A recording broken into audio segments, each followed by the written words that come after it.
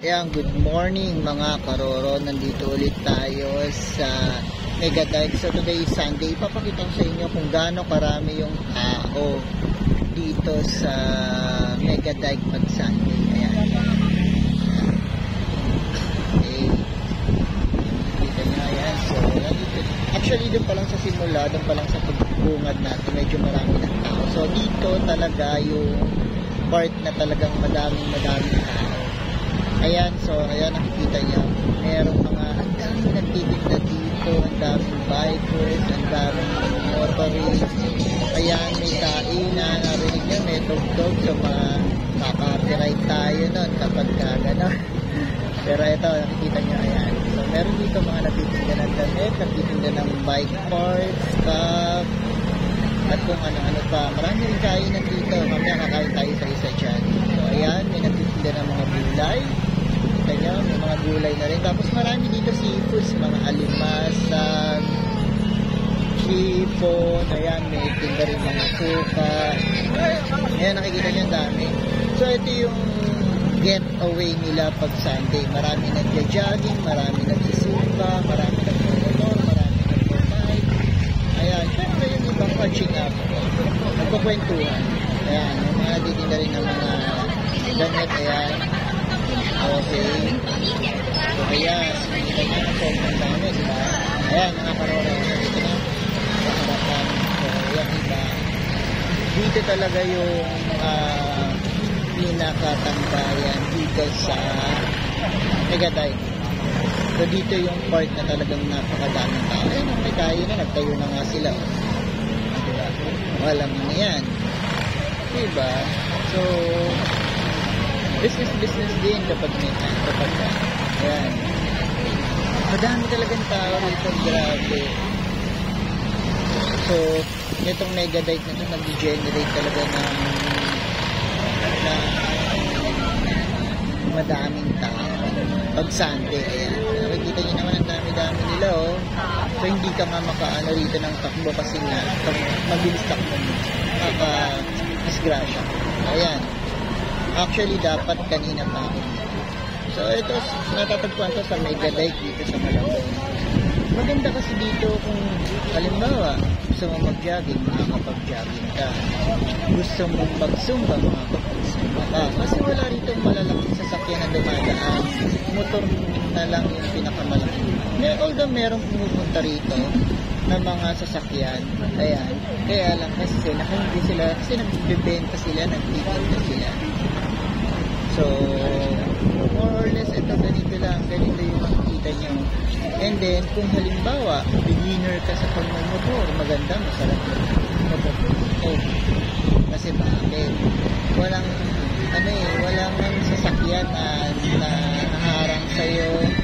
So, talagang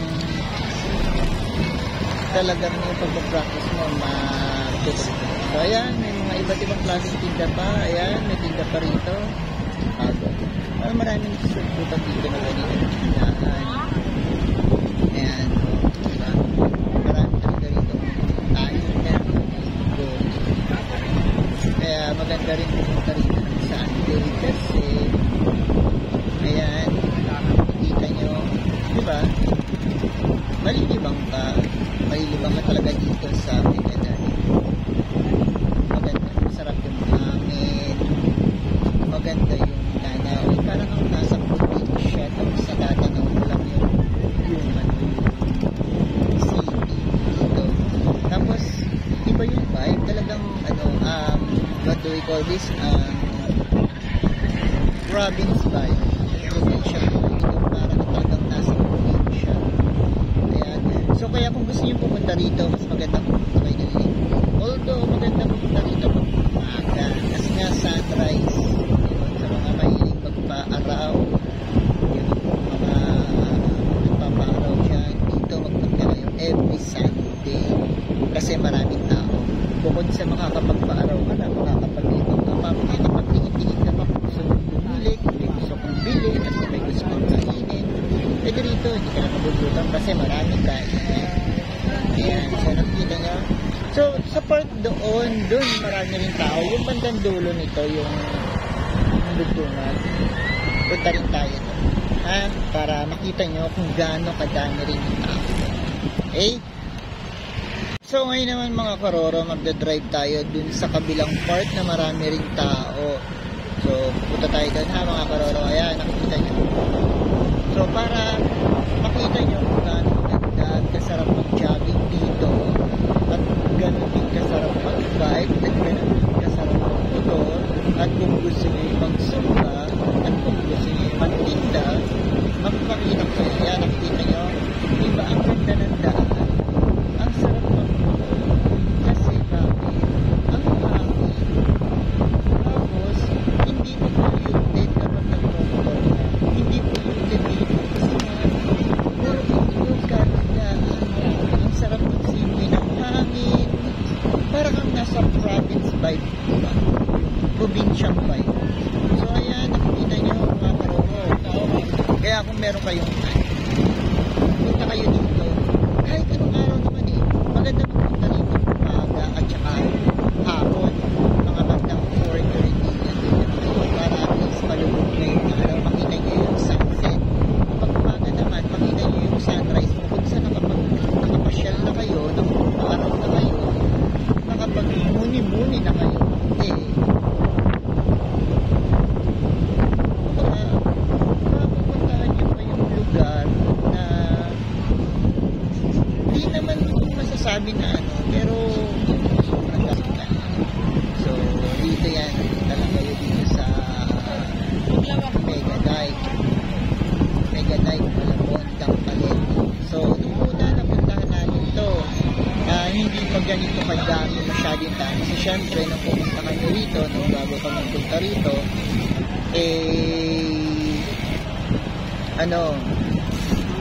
pandemic pa. So, dito ako unang-una, nung dumating sa akin sa buhay ko to si Roro, yung aking motor, nag-ano ako dito. Dito ako unang-una nag-practice ng bike. Actually, doon pa kami nagdaan sa kabila. Sa kabila kasi may daan din dito, papunta rito sa Megadike. Although mahaba tong Megadike na to kapag tinravel natin. So, dito lang tayo sa part na kung saan talaga yung tao nagpupuntahan. Kasi nga, ito yung pinakamagandang part. Kasi yung kabilang part, although maganda rin naman yung part na yun, kaya lang medyo may mga bahay at saka hindi naman madami, talagang parang probinsya nga eh. Ibig sabihin, yung bahay layo-layo. Kaya lang, yung ayan, nakikita yung, ayan, yung upuan na yan. May railings kasi siya. Kumbaga may harang, hindi mo masisense yung probinsya vibe na. Kasi dito, parang nasa probinsya ka na nagpatayo lang ng DK yung gobernador mo. Parang ganun yung ano rito, ganun yung vibe. So ayan, punta tayo ngayon dun sa kabila. Dun maraming nagtitinda ng seafoods, mga shrimp, crab, walang tatampal yun, alligator. Hindi ko alam kung ano yun eh, basta tatampal. Saan? So ayan, nung last time na nagpunta tayo rito, nakita natin yung loro, yung malalaking loro na hindi loro yun. Mali, yung ibon na nagsasalita ako. So ayan, puro ganyan lang rin naman makikita nyo. Pero syempre, breath of fresh air from the stressful life in sa Manila. Although nasa Manila tayo, pero breath of fresh air ito. Baga parang you have mga isipin, gusto mag-isip, dito mapunta ka. Walang sa'yo, unless may kakilala ka. Kasi kung taga-Malabon ka, marami ka talagang kakilala magpupunta rito. Pero ayan, kaya dito tayo. Marami na tayo din sa part na marami ulit na ako. Actually, may mga family nga dito na picnic, nababaon sila. Tapos dito na sila kumakain ng breakfast. Meron, marami yan dito. Yung iba naka-car. Ayan. Kotse. Ay, dito ngayon. Ayan. Meron mga nagpipiknik dito. Nagdadala na nga sila ng mga ihawan. Dito sila nagluluto. So, talagang ang nalilinghan na dito, most probably, yung mga elders talagang karamihan dito. Banding na rin sa family. Hindi malayo, hindi ganun kalayo sa city. ka pa rin, pero yung vibe, parang, diba, parang naging park na siya. Mas maganda nga kung pagagandahin ito ng City Hall ng Malabon. Hindi naman sobrang pagagandahin. Ito parang pagtutuunan ng pansin para linisin, ayusin, gano'n lang. This will do. Okay na to yung ganito. Marami nagpag-practice na. Ayan, nakikita niyo tayo ng dami, diba? Ayan, daming tao dito. Ayan, mga nagtitig na rin. So, titig tayo. Kasi nga, tayo na white na habo na kaya